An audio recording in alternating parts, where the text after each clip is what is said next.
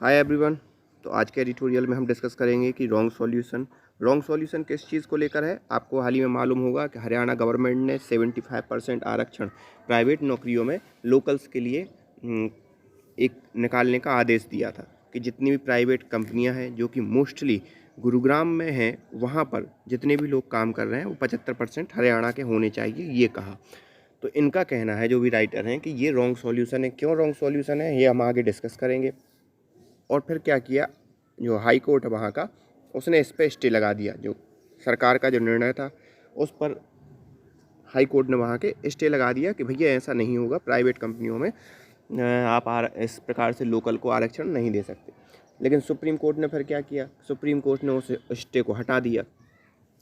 तो ये पूरी की पूरी कहानी चल रही है। उसी कहानी के बीच में हम आपको समझाएंगे कि आखिरकार इससे फ़ायदा और नुकसान क्या क्या होंगे। तो स्टार्ट करने से पहले अगर आपने चैनल को सब्सक्राइब ना किया तो please hit the subscribe button and also join our Telegram channel. तो India must address the urban rural disparity and not use reservation as a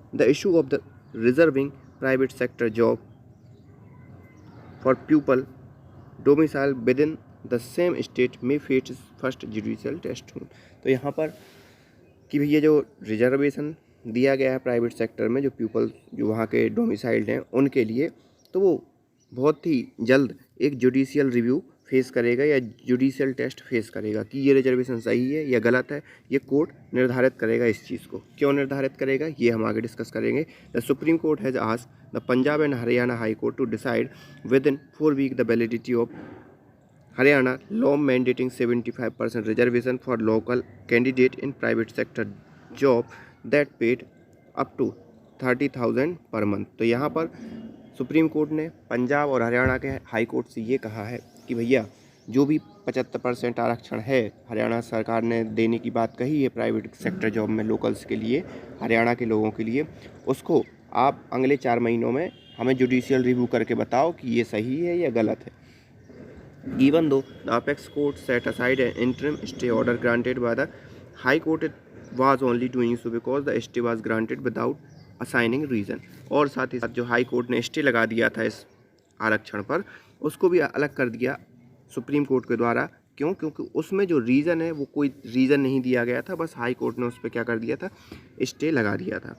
it is settled principle that legislation can not be stayed unless there is a preliminary finding that is unconstitutional और suffer from any glaring illegality. तो यहाँ पर क्योंकि ये principal, ये सिद्धांत है court का कि अगर कोई किसी भी चीज़ पर आप स्टे लगा रहे हो तो आप पहले ये देखो कि वो कॉन्स्टिट्यूशन के विरुद्ध है। अगर विरुद्ध नहीं है तो आप स्टे नहीं लगा सकते। किसी भी प्रकार की उसमें इनलीगलिटी नहीं सामने आ रही तो आप स्टे नहीं लगा सकते हो। और यही कारण था कि सुप्रीम कोर्ट ने उस स्टे को क्या कर दिया, हटा दिया। There are quite a few issue that arise when the state introduce the quota in private sector, especially if it is based on domicilial norms। ठीक है, तो ये इस प्रकार के कुछ इशू हैं जो बार बार आ जाते हैं जब भी स्टेट या राज्य सरकारें इस प्रकार के आरक्षण लेकर सामने आती हैं जो कि वहाँ के निवास पर बेस्ड होते हैं या पर्टिकुलर उस राज्य के निवासियों को लेकर होते हैं। Andhra Pradesh and Jharkhand have also introduce such law while ruling DMK in Tamil Nadu had promised 75 reservation in its election manifesto for the last year assembly poll। तो यहाँ पर आंध्र प्रदेश, झारखंड और हाल ही में DMK ने भी अपने मैनिफेस्टो में यही कहा था कि भैया जो सरकारी जॉब है, प्राइवेट जॉब है, उनमें 75% हम जो लोकल हैं उनके लिए तवज्जो देंगे। तो ये सब मुद्दा बना रहता है। Given the bleak employment situation in the backdrop of the reported lost million of job during the pandemic, it is no surprise that the leadership in every state seek to find employment opportunity for its youth। तो यहाँ पर जो आपने कोविड-19 की situation देखी तो उसमें क्या हुआ कि जो भी अनएम्प्लॉयमेंट बढ़ा, उन सब चीज़ों को देखते हुए जो राज्य सरकारें हैं वो ज़्यादा से ज़्यादा क्या कर रही हैं कि अपने राज्यों के जो यूथ हैं उनको ज़्यादा से ज़्यादा रोजगार मिले और उनकी राजनीतिक महत्वाकांक्षाएं पूर्ति होती रहें, तो इस चीज़ पर जोर दे रही हैं और उसी के परिणाम स्वरूप ये सब चीज़ें आप निकल कर सामने आ रही हैं। The some state employer may find it is cheaper to use the service of those faraway state while the other there may be an acute shortage of labor within the local population। तो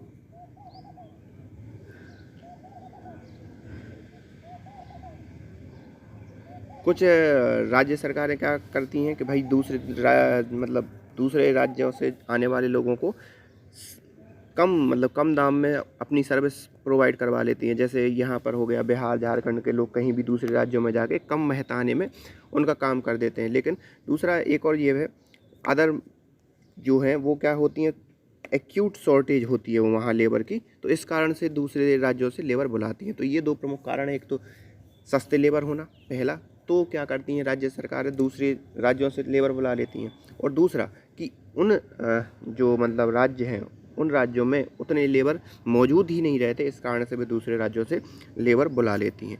the first hurdle that the law such the Haryana state employment of local candidate act will face the constitutional bar on discrimination on the basis of the place birth और residence. तो यहाँ पर जो हरियाणा सरकार का जो decision है एम्प्लॉयमेंट को लेकर, तो सबसे पहला तो वो डिस्क्रिमिनेशन किस पर फेस कर देगा कि बर्थ या रेसिडेंट्स की बर्थ। मान लो बिहार में किसी का जन्म हुआ तो उसकी ये गलती थोड़ी ना है कि वो बिहार में उत्पन्न हुआ, कोई यूपी में किसी ने जन्म लिया तो उसकी ये गलती थोड़ी ना है कि वो यूपी में उसने जन्म लिया, तो उसके आधार पर उसे क्या फिर आप हरियाणा में जॉब नहीं दोगे। तो ये पहली बात, सबसे पहले तो ये डिस्क्रिमिनेशन होगा बर्थ का और रेसिडेंस का, मतलब निवास का।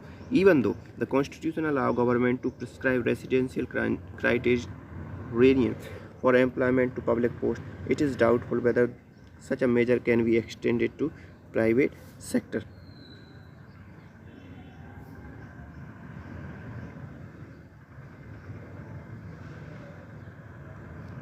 तो यहाँ पर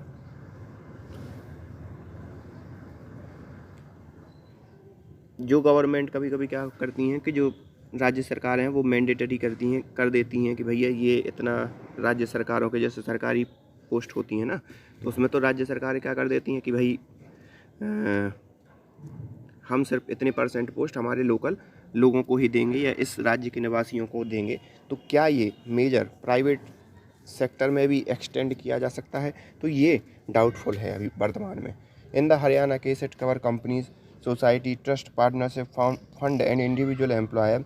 तो हरियाणा के केस में अगर देखा जाए तो यहाँ पर ये बहुत सी चीज़ों को कवर करता है ये रूल कि भाई 75% सिर्फ लोकल लोगों को हमें नौकरी देनी है। तो उसमें कौन कौन आ जाते हैं? उसमें आ जाते हैं society, trust, partnership, firm and individual employer. The industry may feel aggrieved that the residential requirement may adversely affect the hiring of talent from outside Haryana.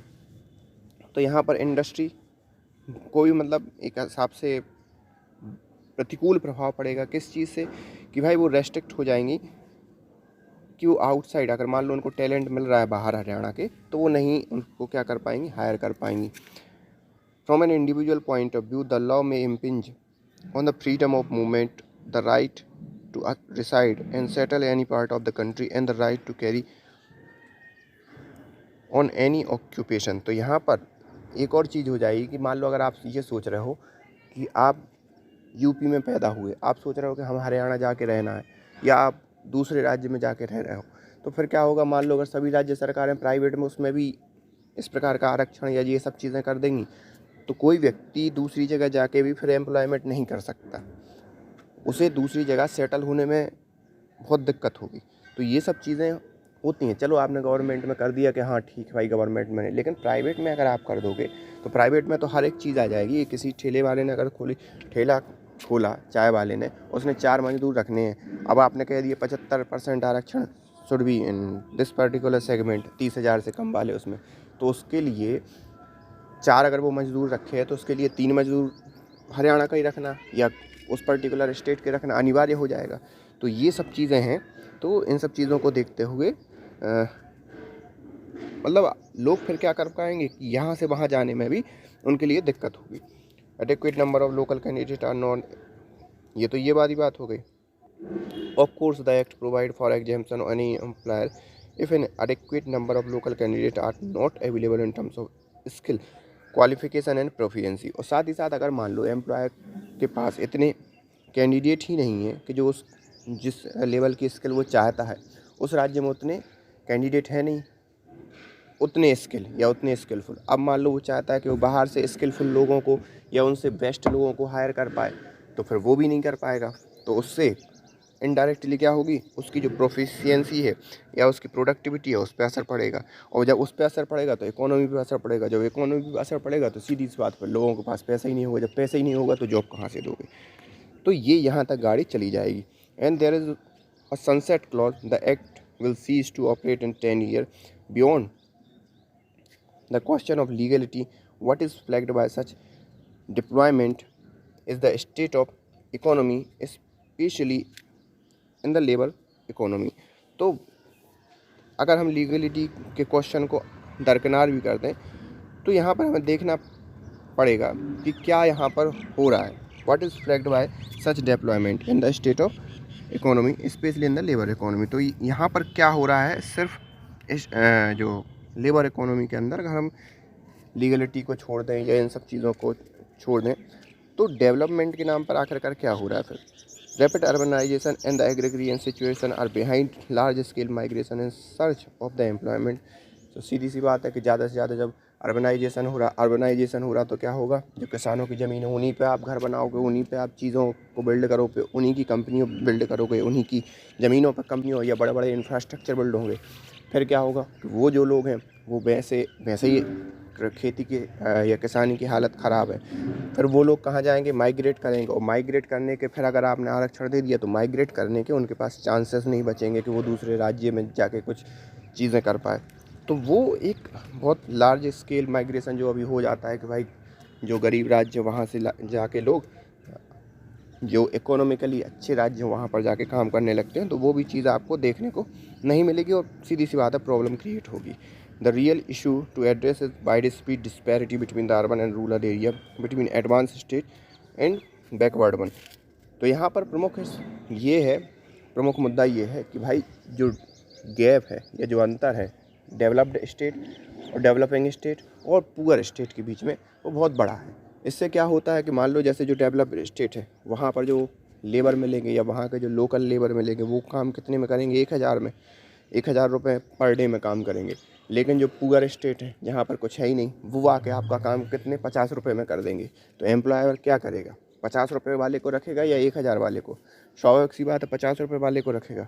तो ये अंतर आ जाता है। अगर दोनों जगह प्रॉपर डेवलपमेंट है या हर एक स्टेट में प्रॉपर डेवलपमेंट हो तो इस प्रकार की चीज़ें निकल कर सामने ही ना आए, क्योंकि फिर वो मान लो जो दूसरा सभी डेवलप्ड हैं तो दूसरे डेवलप्ड राज्य से आया हुआ मजदूर, आया हुआ लेबर या जो भी वर्कर है वो इस राज्य में भी आएगा तो उसकी फीस वो अपनी उतनी ही रखेगा, ना कि वो कम पैसों में काम करने के लिए राजी होगा। तो इस प्रकार की सिचुएशन आएगी ही नहीं, क्योंकि एम्प्लॉयर फिर सीधी सी बात है लोकल को हायर कर लेगा।